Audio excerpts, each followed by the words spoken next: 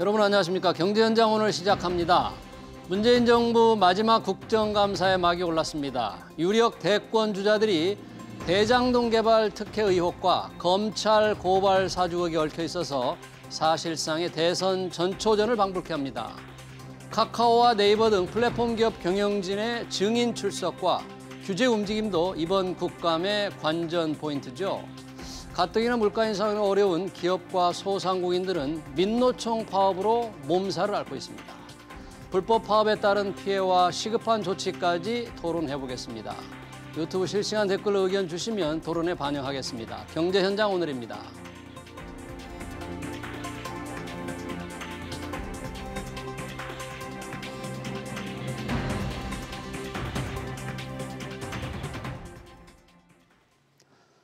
네, 금요 경제토론 빛내줄 두 분 오셨습니다. 최이배 전 의원 그리고 김종석 전 의원입니다. 어서 오십시오. 반갑습니다. 안녕하세요. 자, 오늘 국정감사 이제 첫날 시작이 됐는데 두 분 뭐 국정감사 경험이 있으시니까 뭐 준비하는데 뭐가 예를 들어서 어려운지 뭐에 중점을 두는지 좀 과거 경험을 통해서 우리 김종석 의원님부터 좀 잠깐 설명해 주시겠습니까? 우선 국회의원들이 일 안 하고 논다는 여론도 있는데 네. 국감 때는 정말 바쁩니다. 그래요? 그 네. 소관 부처의 모든 자료를 보좌관하고 보면서 예. 근데 이제 의원들은요 약간 그 뭐랄까 존재감을 부각한다고 그럴까요? 국감 때 한번 스타가 돼보고 싶다. 네. 이런 개인적인 욕구들이 저도 뭐 일부 있었지만 조금씩 다 있어요. 그러니까 뭐 한 방을 터트려야 된다는 스트레스가 은근히 많이 있고 그래서 이렇게 이제 국감 열리자마자 카메라들이 쫙 들어와 있을 땐 좀 오버 액션 취하다가 네. 좀 저녁 때쯤 파장되면 또 조용해지고 뭐 네. 그런 분위기 어제 오늘의 일이 아닌데 예. 이번에 대선을 앞둔 국감은 매년 5년마다 반복되듯이 예. 뭐 뻔합니다. 또 이 저 강력 후보들 대리전으로 갈 거예요. 그러니까 정책 국감 좀 기대하기 어렵지 않을까 하는 생각입니다. 네. 최이배 의원님 어떻습니까? 그 경험에 비춰볼 때 네. 가장 기억에 남았던 일이라든지 국정감사 네. 뭐 한 방을 터트린 뭐 그런 거 좀 소개해 주실 수 있어요? 뭐 제가 이제 그 앞에 2년은 정무에 있었고 예. 뒤에 2년은 이제 법사위에 있었는데요. 예. 저희 정무위는 제가 김종석 의원님하고 같이 했었을 때 굉장히 점잖게 고성 한번 오가지 않고 아. 굉장히 차분한 국감을 했던 기억이 나는데 이제 뒤에 법사위를 가서는 매일매일 고성과 정쟁 그리고 법사위? 파행 뭐 해서 진짜 뭐 동물국회 뭐 이런 이제 평가를 들을 만큼 굉장히 이 법사위가 아주 치열한 또 그 상임이다 보니까 예. 그런 것들을 경험하면서 아, 국회가 진짜 이게 좀 많이 바뀌어야 되는데라는 반성을 하면서 그 안에서도 꿋꿋이 아무튼 혼자 정책 질의를 하고 정책에 대해서 이렇게 또 대안을 제시하고 하는 것들을 하면서 굉장히 좀 그것도 힘든 과정이었던 기억이 좀 듭니다. 그런데 진짜 1년에 한 번 치르는 큰 시험을 잘 치르고자 하는 그런 또 욕구들이 있기 때문에 굉장히 나름 의원들이 놀지 않고 열심히 또 한다라는 말씀도 덧붙입니다. 네. 언론의 스포트라이트를 이제 국회의원들이 받지만 차분하게 정책 질의하는 분들은 오히려 외면당하는 게 그간의 국감이 아니었나 싶은데 지금 최이배 의원님 법사위 정무위 하셨다고 그랬잖아요. 전에. 네. 올해 국감, 오늘부터 시작된 국감은 뭐 지금 벌써부터 이 대장동 개발 특혜 의혹 그리고 검찰 사주 의혹으로 심상치가 않아요. 오늘 첫날 시작하자마자 지금 뭐 제대로 지금 운영이 어떻게 되고 있습니까? 뭐 어떻습니까? 아까 뉴스 오늘? 보니까 뭐 네. 오후에 파행을 좀 아침에 했다고 그러더군요. 네. 예, 뭐 서브치부들 나타나가지고 예. 예. 뭐 그건 비일비재한 일이고 사소한 일이고요. 어떻게 예. 보면 말씀드린 대로 유력 후보들 대리전이 될 가능성이 많아요. 네. 그러니까 이제 이재명 후보 흠집 내려고 대장동 갖고 할 거고 여당은 또 이제 윤석열 후보 흠집 내려고 고발 사주 가지고 이제 제가 뭐 아는 의원들한테 이렇게 수소문해 보니까 지금 모든 10여 개 상임위에서 대장동이나 고발 사주에 관련된 거 있으면 무조건 뭐 보건복지위든 여가위든 좌우간 그거 들고 나와라. 상임위 관계없이 그걸로 예, 그냥. 일단 그 대장동부터 해라라는 일종의 원내 그 저 지시 비슷한 게 있었다고 해서 예. 지금 법사위 뭐 산자위 뭐 과방위 할 거 없어요. 다 대장동입니다. 그래요?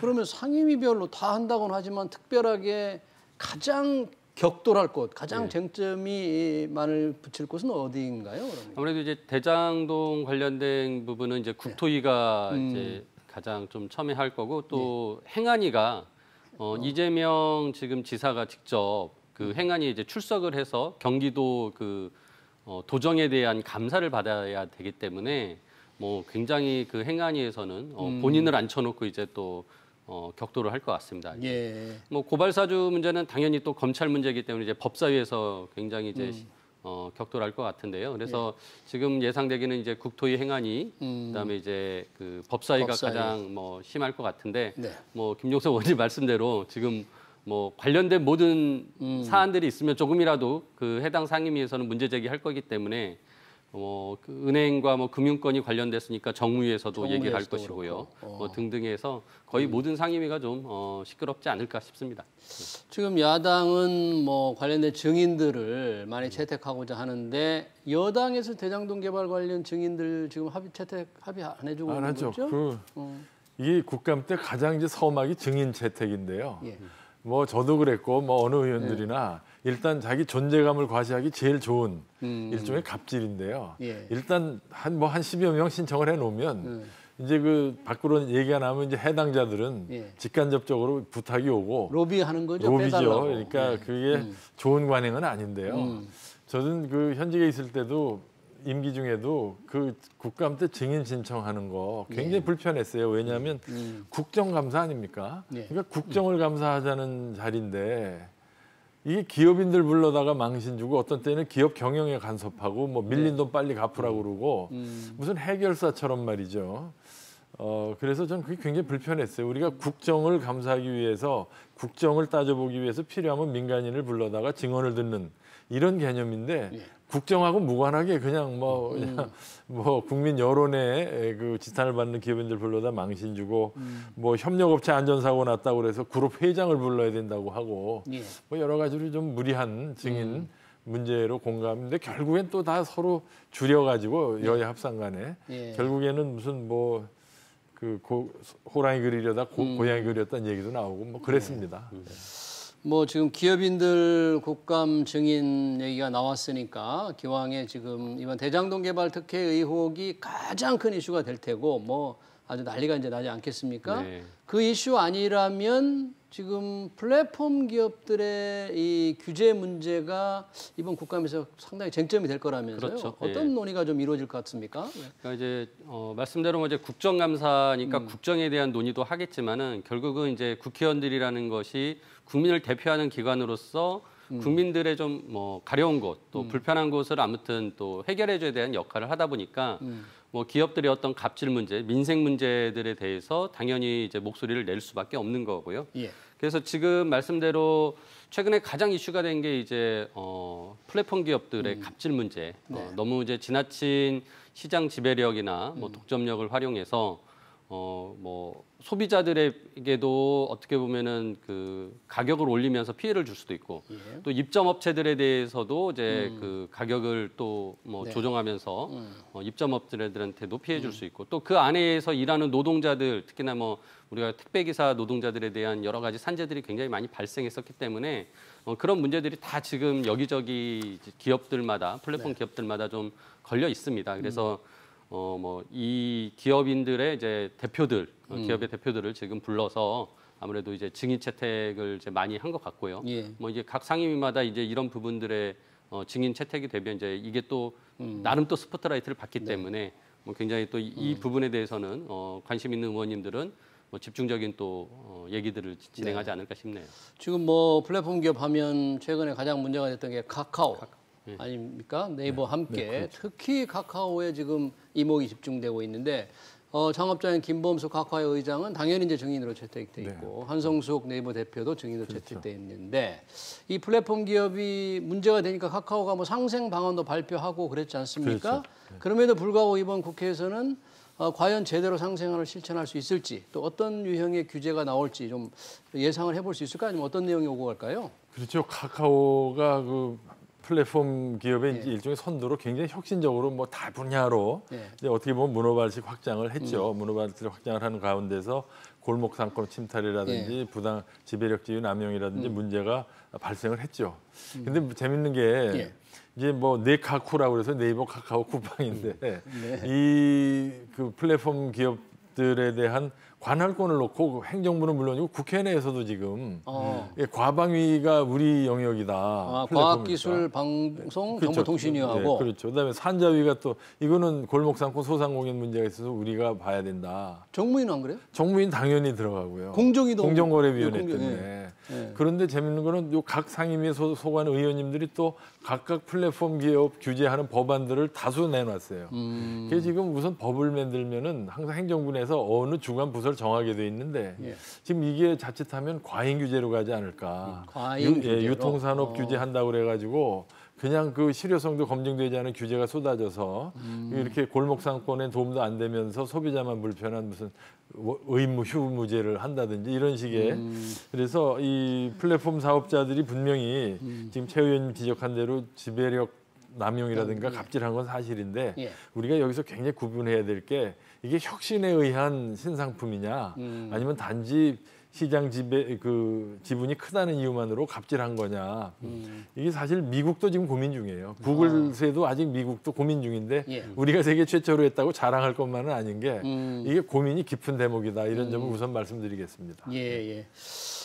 지금 이 플랫폼 기업들에 대해서 과도하게 이렇게 규제를 하다 보면 뭐 혁신의 싹을 자를 수 있다는 우리 네. 김종수 의원이 해주셨는데 그렇기 때문에 카카오가 문제가 되니까 상생 방안을 얼마 전에 내놓았잖아요. 그랬죠. 예. 그런데 그 상생 방안에 대해서 조금 평가는 엇갈리는 것 같아요. 예. 좀 부족하다는 지적도 있는데 우리 최 의원님은 어떻게 생각하세요? 저는 뭐 굉장히 긍정적으로 좀 평가를 합니다. 왜냐면은 기존에 이제 카카오가 이제 혁신 기업으로서 뭐 인정을 받고 이제 어느 순간 이제 너무 이 혁신이라는 게 좀 과거의 어떤 그 기술 개발, 과학 기술에 대한 혁신이라기보다는 이게 기존에 있던 어떤 프로세스를 좀 단순화하면서 편의성을 제공하는 혁신이었거든요. 그게 이제 플랫폼 기업의 특징인데요. 이제 카카오는 그런 혁신을 통해서 많은 고객들을 사람들을 모으는 네트워크 효과를 창출해서 거기서 이제 독점력, 어떤 시장 지배력을 갖게 됐는데 이제 이 부분에 대해서 너무 빠르게 골목상권으로 침해를 하게 되면서 비난을 받았고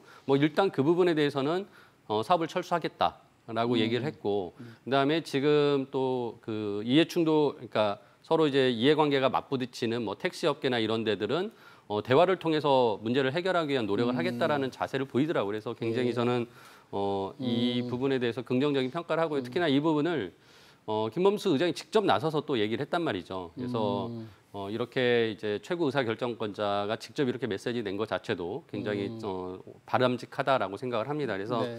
다만 이제 이런 과정에서 카카오가 문제는 오히려 이제 기업의 가치가 저하될 수 있는 위험에 빠질 수도 있는 거거든요. 기업 사업들을 가치가 포기하다 떨어질 보면. 수 있는. 예, 그러면 주주 관점에서 보면은 야 이거 이제 뭐에서 돈 번다는 거지라는 부분이 없더라고요. 그래서 카카오가 이제 앞으로 좀 기술을 이용한 과학 기술의 어떤 혁신적인 내용들을 이용해서 그 부분에 대한 사업들을 펼쳐 나가겠다라고는 얘기는 했는데 구체성이 없었습니다. 그래서 그런 부분들이 좀 이제 앞으로 보완돼야 된다라는 생각을 또 하게 되더라고요. 그러니까 상생을 하되 또 주주들을 위해서도 기업 가치를 올릴 수 있는 방안을 동시에 좀 마련할 같이 필요가 있다 해야죠. 그런 얘기죠. 지난 네. 상생 방안에서는 그런 주주를 위한 그런 건 특별히 그런 나온 적 내용은 없고 이제 없었죠? 일단 지금 사회적인 비난을 받는 부분들에 대한 이제 해결책만 제시를 했었는데 제가 보기에는 주주에 대한 관점에서 좀 그런 부분까지 보완이 돼야 된다라는 거죠. 네. 김종수 의원님, 네. 미국도 이런 글로벌 테크 기업에 대한 규제가 계속되고 네. 있다는데 그러는 와중에 혹시 우리 조그마한 플랫폼 스타트업들까지 이런 규제에 덫에해서 꽃을 못 피우는 그런 부작용 그렇죠. 상당히 우려되는 상황인가요 지금? 그렇죠. 이게 지금 어떻게 보면 새로운 형태의 시장 거래이기 때문에 사실 경제 학계에서조차도 논란이 아직 진행되고 있어요. 그래서 지금 뭐 미국은 무슨 그 공정거래위원장을 아주 그 젊은 여자분이 시장 쉐어가 크면 무조건 나쁘다라는 관점을 가지고 지금 접근을 하기 때문에 논란이 빚어지는데 지금 많은 전문가들의 연구 결과는 이게 네트워크 기업, 플랫폼 기업이 그 고객이 많고 시장 쉐어가 크다는 이유만으로 독점으로 보기 어렵다. 왜냐하면 어디까지가 이 회사의 상품인지가 분명하지 않기 때문에 우리 보통 뭐 시장의 50% 이상이면 독점으로 보는데 이 네이버나 카카오는 어디까지가 시장 쉐어인지가 가입자 숫자만 놓고 보면은 그게 정확한 개념이 아니거든요. 그래서 지금 이쪽 경제학에서의 견해는 이제 소비자에게 해롭냐를 기본적인 판단으로 보자. 소비자에게. 그래서 이제 카카오가 꽃 배달이나 대리기사나 뭐 택시업에 들어간 게 소비자에게 불이익을 주느냐 장기적으로. 지금은 당장 편한 것 같아도 나중에는 불이익으로 돌아올 수 있다면 정부가 막아야 된다는 건데 그게 말보다 쉽지가 않아요. 예. 그래서 예를 들면 타다나 당근 마켓 같은 거요. 예. 그런 거는 여러모로 봐도 기술 혁신의 요소가 좀 있습니다. 그런데 예를 들자면 저기 가맹 사업자 배달 플랫폼이 수수료를 과도하게 올린다든지, 배달 앱. 예, 그리고 배달 앱들. 카카오 택시가 호출 뭐 비용 이거는 기술 혁신하고 무관한 거거든요. 이거 순전히 이거 지배력이거든요. 예. 그래서 이렇게 쉽게 구분되는 것도 있지만 결국에는 소비자의 관점으로 봐야 되는 게 아닌가 하는 생각입니다. 지금 카카오 상생 방안에 대해서 긍정적으로 평가를 했지만 뭐 대리운전 같은 경우는 시장 점유율이 굉장히 늘어났고 그 와중에도 전화 대리운전 회사를 또 카카오가 인수를 하면서 약간의 비판을 좀 받고 그렇죠. 있던데. 예. 그러니까 이제 규모가 그렇게 커졌으면 카카오가 이제 대규모 기업 집단으로 재벌로 이제 뭐 거의 이제 인정을 받는 상황인데 예. 그렇게 규모가 커졌으면 거기에 걸맞는 사업을 좀 해야 되거든요. 그러니까 뭔가 더 큰 자금이 모여졌고 그러면 그걸 투자해서 새로운 기술을 만들어내서 새로운 산업을 창출해 나가야 되는데 오히려 그런 자본력을 가지고 기존에 있는 사업체들의 사업 영역에 오히려 끼어들어서 예. 거기에서 이제 어떻게 보면은 소상공인들, 자영업자들의 이득을 오히려 뺏어 먹는 모양을 지금 취하고 있기 때문에 비난을 받을 수밖에 없는 거고요. 예. 앞서 말씀하신 대로 이제 이 플랫폼 기업이라는 것에 대한 독점력의 평가가 참 어렵습니다. 이게 시장 획정을 하기도 어렵고 그렇기 때문에 지금은 좀 이제 과거에 우리가 독점을 바라보던 관점에서 좀 달리 이 플랫폼 기업에 대해서는 오로지 그 소비자의 피해만을 볼 것이 아니라 거기에 다양한 이해관계자, 특히나 입점업체들 간의 어떤 문제까지도 이제는 크게 보고 이 부작용에 대한 것을 막기 위한 노력을 해야 된다라는 게 지금 뭐 미국에서부터 논의가 시작되어서 우리나라도 같이 왔다라고 생각이 되고요. 그러면서 지금 정부의 온라인 플랫폼 공정화법이 지금 이제 그 제정하려고 지금 국회에 올라와 있는데 이런 부분이 같이 논의가 돼서 좀 빠르게 제정이 돼서 시장에서 이런 좀 폐해들이 나타나는 것에 대한 방지를 좀 빨리 해야 되지 않을까 싶습니다. 네, 이번 이제 국감을 통해서 이런 플랫폼 기업들에 대한 규제 방안이 어떻게 정리되고 또 온라인 플랫폼법이 어떻게 입법이 될지 좀 지켜봐야 될 것 같네요.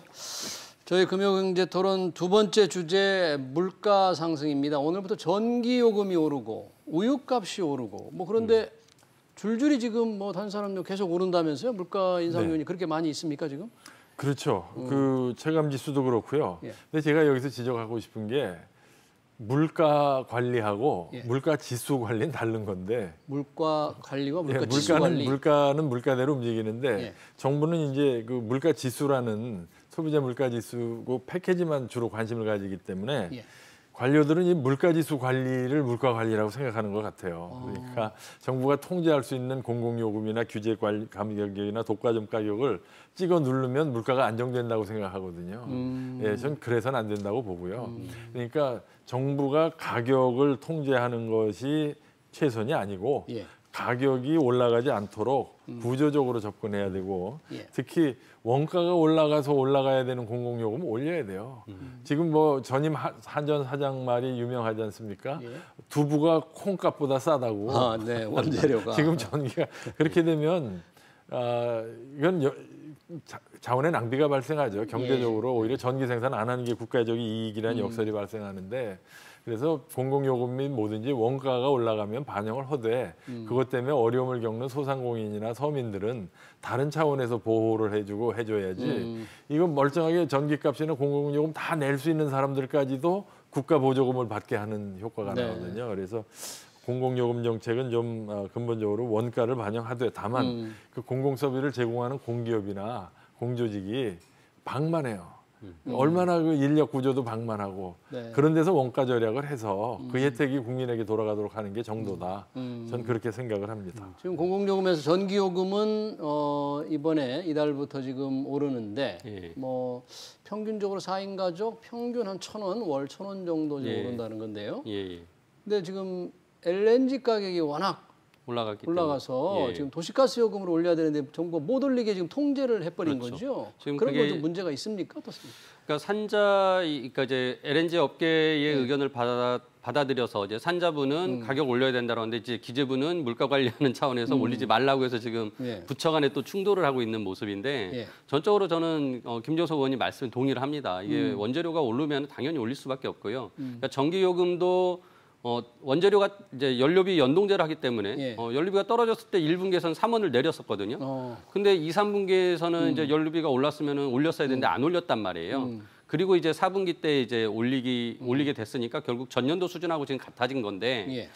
이거를 막 굉장히 막 그 전기 요금이 너무 많이 올랐다는 식으로 또 막 이렇게 언론들이 너무 좀 과잉 네. 그 포장을 하던 바람에 예. 좀 저도 이게 그런 게 우려스러운데 이렇게 연료비에 따라서 연동해야만이 이제 수요를 조절할 수 있는 거거든요. 그러니까 전기요금이 오르면 그만큼 좀 덜 쓰게 할 수도 있는 문제이기 때문에 이런 것들이 좀 시장의 그런 원리들을 충분히 반영할 수 있게 하고 특히나 이 연료비 연동제를 함으로써 결국 이 정치권에서 이렇게 그 전기요금에 대한 그것을 그 마음대로 이렇게 간섭하고 간섭할 수 있는 걸 개입하는? 뺀 거거든요. 그러니까 굉장히 저는 정부가 그런 부분은 철저히 좀 지켜 나가면서 수요 탄력을 좀 이렇게 조정하면서 예. 가야 된다고 생각을 하고요. 그 외에 뭐 이제 LNG 가격이 진짜 뭐 그 국제 LNG 가격이 굉장히 많이 올랐는데 이걸 계속 억누른다고 하면은 결국은 가스공사가 적자를 계속 보는 것이고 언젠가는 결국은 또 이거를 국민 부담으로 또 해결해야 될 수도 있는 거기 때문에 예. 저는 너무 선거 앞두고 지금 공공요금 이렇게 억누르는 그런 것이 다음 정권에 또 부담이 될 수 있기 때문에 자연스럽게 좀 시장의 원리를 따라가는 게 맞겠다는 생각입니다. 네. 그러니까 가스 요금이나 이런 교통요금 이런 것도 인상 요인이 있을 때는 인상되게 조금 해줘야 된다. 예. 그날에 맞춰서. 예, 예. 그렇지만 이제 이게 그동안 그 자료를 보니까 예. 공공요금을 쭉 눌렀다고 그래서 소비자 물가 상승률보다 낮은 게 아니더라고요. 장기적으로 보니까 같은 속도인데 오히려 문제는 찍어 누른 동안 안 올랐다가 갑자기 올라가고 또 안 올랐다가 갑자기 올라가서 오히려 그 부작용이 더 있는 것 같고요. 네. 저는 전기요금에 관련해서 예. 사실 1년 전에 비해서 원전 비중이 10% 이상 줄었어요. 원전 비중이. 예, 그러니까 탈원전이라고까지는 안 할진 몰라도 정부에서는 어쨌든 원자력 발전을 억제하면서 자꾸 LNG 발전을 늘리다 보니까 그 와중에 LNG 가격이 급등했고 또 뭐 탈탄소 한다고 그래가지고 또 석탄 발전 억제하고 그러니까 어떻게 보면 우리가 스스로 초래한 이제 원가 상승이에요. 그래서 좀 장기적으로 우리 네. 전기야말로 우리 산업 발전의 핵심 아닙니까? 네. 예, 이 전기 요금을 좀 안정적으로 가져갈 수 있게 탈원전 정책을 포함해서 에너지 정책을 좀 근본적으로 재검토해야 되겠다는 생각입니다. 예. 뭐 에너지 정책은 지금 이제 탄소 중립이라는 어마어마한 큰 프로젝트, 큰 과제를 앞두고 있기 때문에 앞으로 두고두고 우리 경제에 많은 영향을 미칠 것 같은데 공공요금 말고도 이른바 우리 생활물가 예. 자 이제 우유값이 오르지 않습니까? 네. 우유값 오르면 빵값도 오르고 예. 뭐 아이스크림 다 가격도 오르잖아요. 다 오르게 되는 거죠. 예. 예. 탄산음료도 오르고 예. 월급 빼고 다 오른다 그러니까 그렇죠. 국민의 서민 생활은 예. 굉장히 큰 부담이 되겠어요 지금부터. 그러니까 이제 우유 같은 경우가 굉장히 좀 네. 특수한 그 제품이거든요. 그러니까 이게 소에서 우유를 짜내려면 네. 일정 기간 소를 키워야 되고 그래서 갑자기 뭐 예를 들어서 공급이 부족하다고 한다고 해서 소를 갑자기 또 더 확대시킬 수가 없고 또 수요가 줄어들었다 해서 소를 다 소젖을 안 짤 수가 없거든요. 예. 그러면 이제 이게 굉장히 탄력성이 그 적은 제품이어서 이 우유 쪽이 굉장히 좀 예.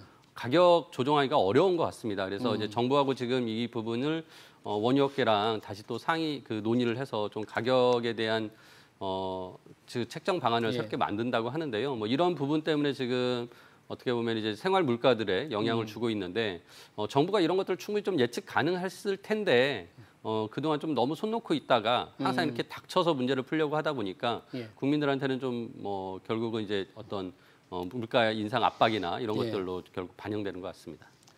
하긴 뭐 이 달걀, 계란값도 사실 뭐 급등을 네. 했는데 잡지를 못했죠. 오랜 동안 예고가 됐었는데 물가 관리에 조금 실패를 좀 하고 있는 게 아닌가 뭐 이런 생각도 듭니다.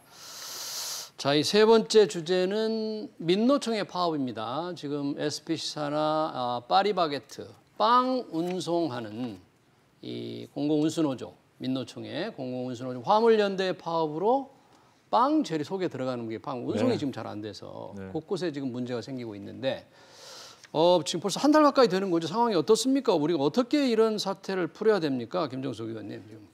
그렇죠. 그러니까 그러니까 민노총의 그 운수노조가 네. 예, 그러니까 어떤 이유로 이제 쟁의를 해서 파업을 하는데 안타까운 거는 그 특정 기업의 그 비노조원들이 그 업무를 계속 보는 것까지 집단적으로 조직적으로 방해를 하고 폭력을 사용한다는 거 예.